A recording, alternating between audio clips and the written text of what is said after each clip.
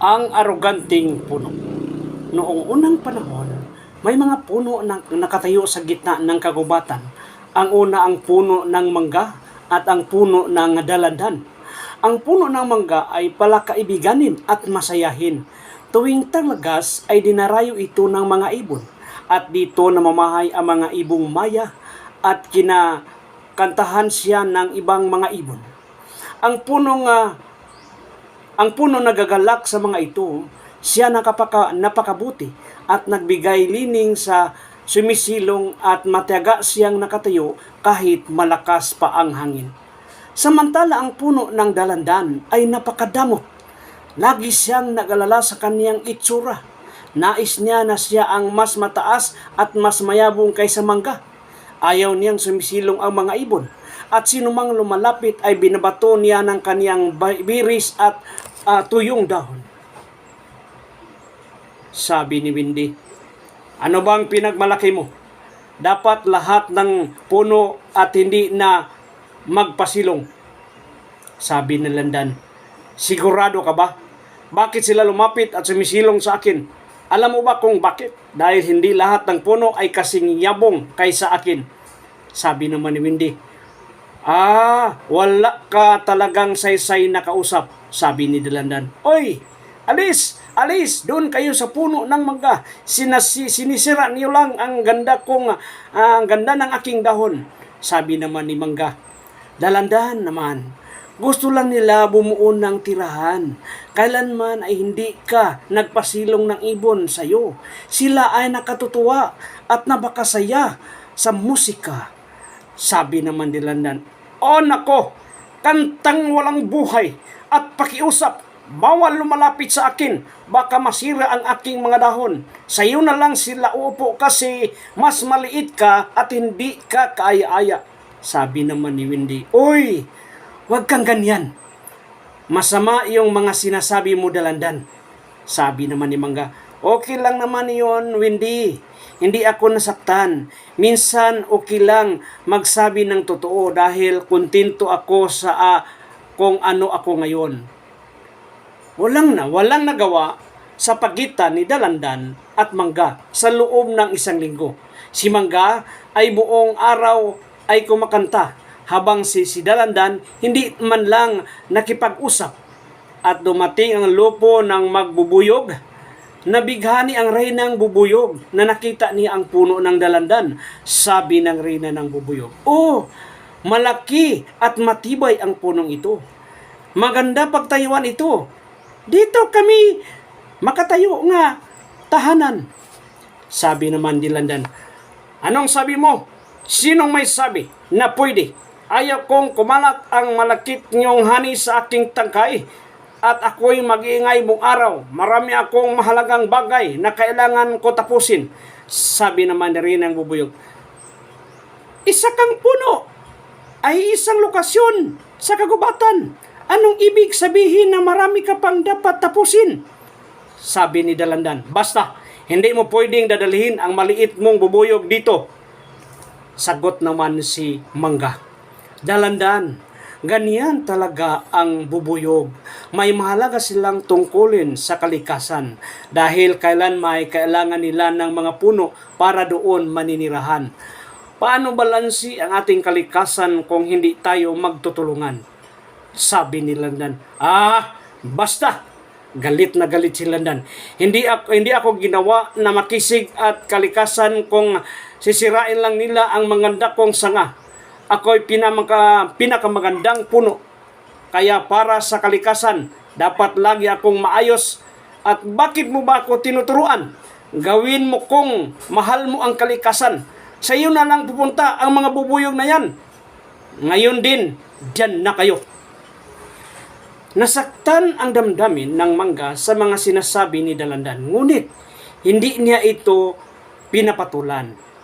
Hinayaat niya ang mga bubuyog na sa kanyal na lamang magtayo ng tahanan ng mga ito. Sabi ng reynang bubuyog, "Oh, Mangga, napakaganda naman. Dito na lang kami magtayo ng tahanan sa iyo. Ang nakapabangong amoy." Sabi naman ni Mangga, salamat kamahalan, natutuwa po ako. Sa puno talaga ng mga mangga nagtayo at naninirahan sila ng maayos. Hindi man lang ito naabala sa saglit at ingay. Samantala, ang puno ng dalandan ay tinataboy ang lahat niyang makikita. Oy! Naabala niyo ako. Sobrang ingay niyo. Ang kulit niyong mga ibon. Kailangan niyo ba lagi kayong kumakanta? Nainis na ako sa inyo. Pagkatapos ng 2 linggo, bay dumating na dalawang mangangahoy. Kailangan nila ng kahoy para sa kanilang tahanan. Nadiskubre nila na perpekto ang kahoy na ito, ngunit mayroon silang napansin. Sabi ng mangangahoy, ay, tika lang, saglit. Ano nga ba ito? Bahaya ng mga bubuyog. Kung puputulin natin ito, siguradong aatikihin tayo. Oo, tama. Maghanap tayo ng iba pang puno. Nakita ng mangangahoy ang kahoy ng dalandan. Namangha sila sa taas nito, sinimulan nila ito sa pinakaugat nito.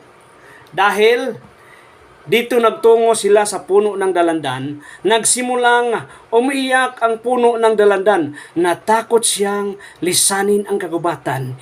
Hindi na niya makikita ang mga munting ibon. Aray! Ang sakit! Anong plano niyong gawin sa akin? Nagmamasid ang punong mangga. Tinawag niya ang mga bubuyog. Hoy! Mga bubuyog! Anong ginagawa ninyo? Kumusta, Mangga? Anong nangyayari? Nasa panganib si dalandan. Tulungan natin siya. Pakiusap. Sarili lang naman niya ang kanyang iniisip at malaga at lagi siyang galit. Wala siyang pakialam sa kagubatan. Bakit natin siya tutulungan? Ito sa parehong rason. Inalok ko siya na tulungan kanya. Sabi naman ni Wendy. Pero hindi niya tinutulungan si Queenie. Kung kaya't ayon ako sa mga bubuyog, masyadong mataas ang tingin ni dalandan sa kanyang sarili. Hindi siya puputulin ng mga ngahoy kung hinayaan lang niya na manirahan ang mga bubuyog sa kanya. Kaya mabuti nga sa kanya. Tama lang na nangyari sa kanya. Sabi naman ni Mangga. Hindi. Hindi natin dapat tularan si dalandan. Huwag tayong masama dahil nagiging masama siya sa atin.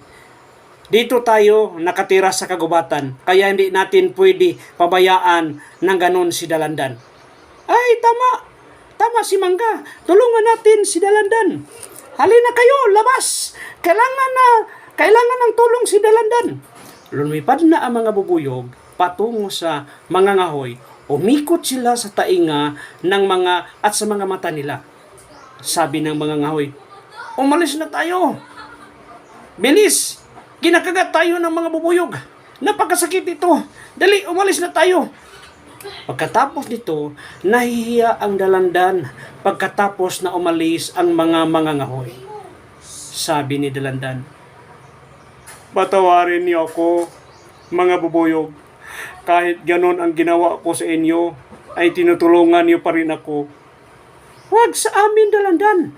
Dapat ay kay Mangga. Hindi niyo siya kinakausap at nirespeto. Ngunit siya nakiusap na tulungan ka namin. Totoo ba, Mangga? Humingi ako ng kapatawaran. Nakita ko kung ano ang mali ko sa ginagawa ko. Lahat tayo ay may kabutihan. Lahat tayo may ginagawang kakaiba. Hindi na ako magiging masama pa ulit sa inyo. Humingi ako ng paumanhin. Patawarin niyo akong lahat.